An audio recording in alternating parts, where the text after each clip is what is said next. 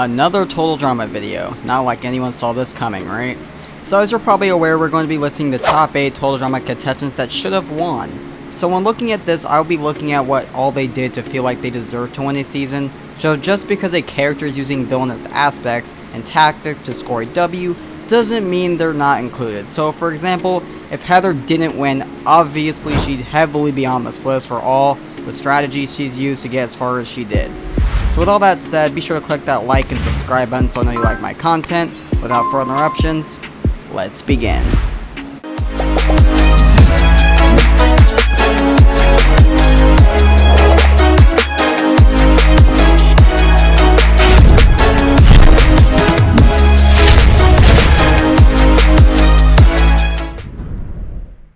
Now I'm going to be dead honest, there are no Pockettail or Redonkulous Race characters because firstly, as I've said before, Redonkulous Race is a spin-off series, and also I plan on making those videos separate, so don't worry on that front. I love the Redonkulous Race and it will get the love it deserves, but as for Pockettail Island, there wasn't really anyone. Like, does anyone really want to hear about how Beardo should have won, or Scarlet? Like, come on man.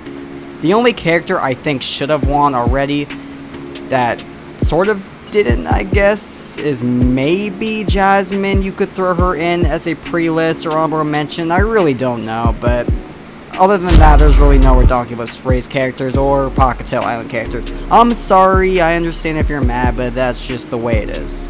So let's just get right into it, with the number 1 spot being Lashanna. She was certainly a pretty cool character, always had some pretty good moments, was a team player. She stood up to Heather when most kinda just ignored her and went about their daily business. There weren't really much strategic moments, especially when comparing it to someone like Heather, but there's no question she put in some hard work, coming back again and again for the first 3 seasons. She had great ideas on forming alliances like with Harold and Duncan. I would like to put her higher up on this list, but aside from that and her basically scamming the rest of the cast in action to get the reward, she doesn't do too much. Okay, her slapping Heather was pretty good and well earned, and well deserved, so I have literally no problem with putting her on this list. So Lashanna for number 1. Number 2 is the beautiful Lindsay, as our friend Trent says verbatim. Now I'm pretty well aware Lindsay in All Stars was written like complete garbage, so as much as she didn't do much that season, I'm going to throw her a bone on that, since everybody knows All Stars fumbled a bag on pretty much everything. Some going as far to say is that's not canon, but hey, whatever floats your boat, right? Now, is there anyone that doesn't want Lindsay to win? Be honest. Her performance in Island wasn't as good in action in my opinion, because in Island she basically got manipulated by Heather, but in action, oh ho ho, she's well aware that Heather is a pretty bad person. And there's no argument that she had good character development that season. She made it pretty far and even took charge in a couple episodes. And before you say, oh, Lindsay is dumb and this and that, I really don't care. She may be dumb, but she's not a complete buffoon, okay? Especially if you're not counting All Stars. Now in World Tour, she didn't have as much memorable moments compared to action, but nonetheless, I love Lindsay, so I have no problem with her winning a season. She came back every season they had the OG cast involved. So, you know, give her a break and let her grab that dub for me, okay? Let's give Lindsay a win. Come on, Cartoon Network, pick this season back up. Let Lindsay win a season. Number 3 is Brick, good old Brick, by far one of the most underrated characters. Now as much as Brick isn't on screen, every time he is just putting in work. And with his military aspect, he made for a pretty great leader in my opinion, especially against Joe and they're being on opposite teams at first. There's literally no doubt in my mind that Brick should win a season, like come on. Did you see his teamwork play out in the cave episode? Before it was gonna collapse, dude put everyone's safety above all else. His elimination was pretty cool and pretty sad at the same time, but it was pretty cool to see his team salute him off. Overall, I can't see a counter argument to be made on why he shouldn't win, or at the very least return if you don't agree. Now that's a whole other debate if we'd ever get to see a season with the OG characters, but if we do, please do us a favor and bring Brick back. Halfway on our list, we have Scott. Now Scott is a little bit different since his strategy tactics were actually targeted on making his own team lose on purpose. Maybe so that the merger could happen a lot faster, I really don't know, because it kinda does put him at risk every single time he does that. So I don't know what his entire plan was there, but there's no question he did a lot to try and win. He even uses Mike's personality disorder as a way to blackmail him to carry him all throughout Grand Theft Auto. That was actually pretty smart of him to capitalize on. His constant shenanigans to mess with the challenges was really great to see.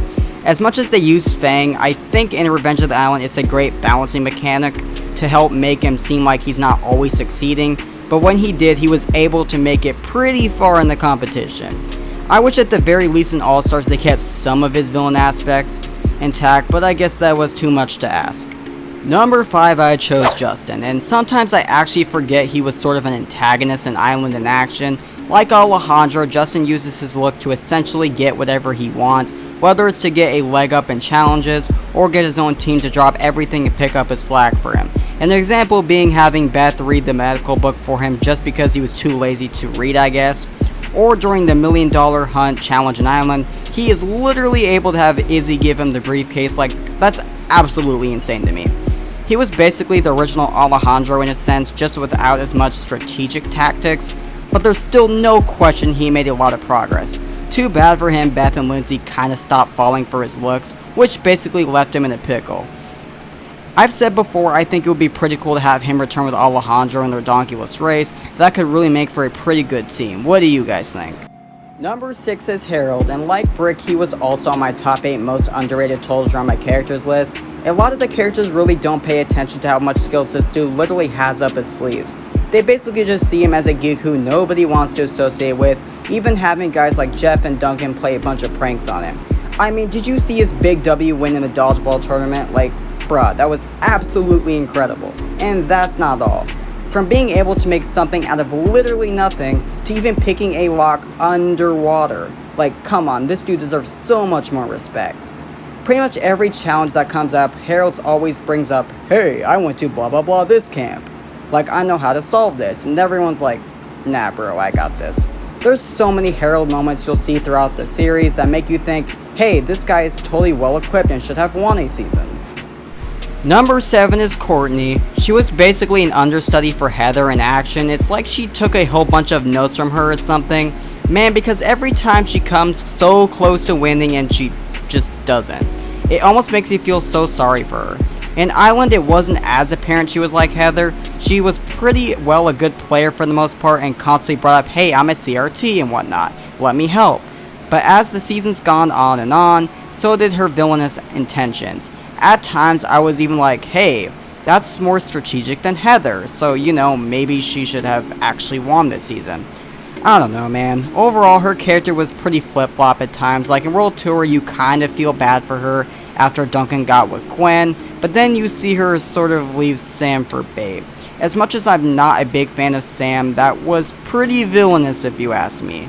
But I guess that wasn't All-Stars though, but honestly, I think she probably would have done that no matter what season it is. Except arguably maybe Island, and don't remind me of her mile-long list of how to improve Duncan as a boyfriend.